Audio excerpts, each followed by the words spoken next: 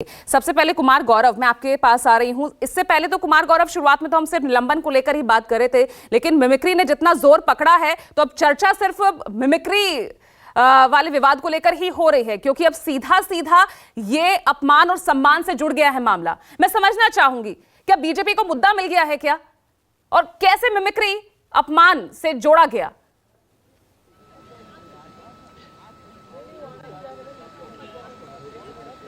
देखिए, बिल्कुल पूजा, आपने ठीक कहा कि बीजेपी को मुद्दा मिल गया है क्या। जाहिर तौर पे नई संसद है और नए नियम यहाँ पे सामने आ रहे हैं, और एक नया रिकॉर्ड भी है कि 143 सांसदों को एक सत्र में बीजेपी की सरकार रहते हुए सस्पेंड किया गया। अभी तक का ये रिकॉर्ड 63 सांसदों का 1989 का था, जब राजीव गांधी की सरकार थी। उस वक्त आपको याद होगा 2015 में जब वेंकैया नायडू सदन में नेता थे और जब उनसे 25 सांसदों को, विपक्ष के नेताओं को सस्पेंड किया गया था, विपक्ष के 25 सांसदों को, तो उन्होंने कहा था कि रिकॉर्ड तो आपके नाम है, 63 सांसदों को आप लोगों ने 1989 में किया था, लोकतंत्र का गला आप घोटते थे, हम नहीं। अब ये संख्या 143 हो गई है। भाजपा से इसलिए सवाल विपक्ष के लोग पूछ रहे हैं। जाहिर तौर पर जहां तक आपने मुद्दे की बात की है, एक बैठे बिठाए मुद्दा जरूर बीजेपी को मिला है, और संवैधानिक पद पे जब भी कांग्रेस के नेताओं के द्वारा कुछ भी बोला गया है, अगर उसमें राहुल गांधी इन्वॉल्व हो या फिर विपक्ष का कोई और नेता इन्वॉल्व हो, तो उसको बड़ा मुद्दा बीजेपी बनाती है। आपको राष्ट्रपति का मुद्दा याद होगा, इससे पहले अधीर रंजन चौधरी ने राष्ट्रपति के लिए जिस शब्द का इस्तेमाल किया था, उसको भी बीजेपी ने बड़ा मुद्दा बनाया था।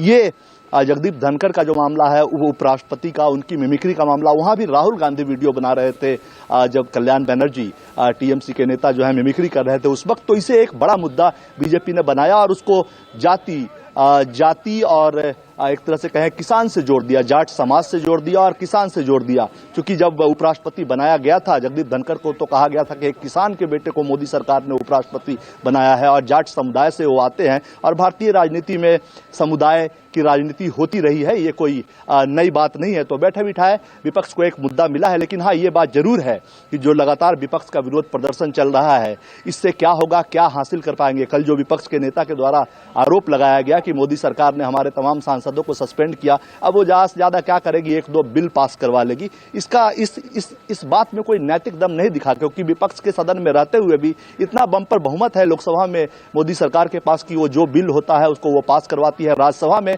संख्या नहीं होता है तो बाकी जो क्षेत्रीय छत्रपों की पार्टी है वो मोदी सरकार के साथ खड़ी होती है। लेकिन ये जो पूरा वाकया हुआ इस सत्र में, उसमें एक चीज साफ तौर पे सामने आई है कि मोदी सरकार विरोध, विपक्ष और अनुशासनहीनता को बिल्कुल बर्दाश्त करने के मूड में नहीं है। संसद भी नहीं है।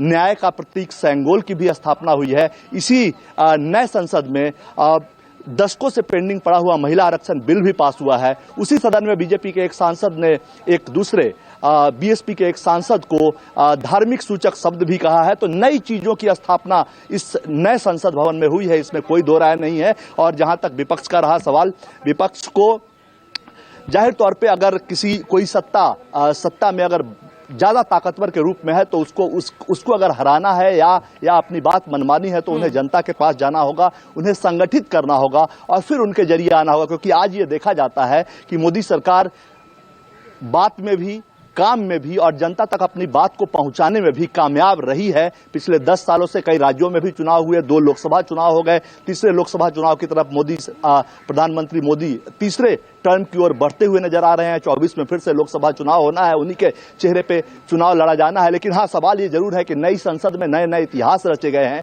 जिस चीज के लिए आरोप लगता था अब तक कांग्रेस पार्टी पे कि वो अपने जमाने में डिक्टेटरशिप करती थी, उसका आरोप अब मोदी सरकार पे भी लगने लगा है। और कहीं ना कहीं एक बात साफ हो गया है कि अनुशासनहीनता जो है नए संसद में वो बर्दाश्त नहीं किया जाएगा। अब संसद में चर्चा और विरोध से ज्यादा महत्व अनुशासनहीनता का है। ये भी प्रूव हुआ है। कितना जायज है, कितना नाजायज है, वो जब 24 में चुनाव होगा, जनता के बीच तमाम पार्टियां जाएंगी, तब वो तय करेंगी। लेकिन हाँ, माहौल ये जरूर लगता है कि विपक्ष की स्थिति कम से कम इस सत्र में कमजोर हुई है। रिकॉर्ड नंबर्स में जो सस्पेंशन हुआ है वो रिकॉर्ड टूटा है, अब तक का सबसे बड़ा रिकॉर्ड बना है। और किसी ने ठीक ही कहा है कि अगर आप लड़ नहीं सकते मोदी सरकार से, तो ये जो एक शेर है वो मैं आपको सिंप्लीफाइड भाषा में कहना चाहूंगा कि पहले चिराग जलते थे, अब मकान जलते हैं।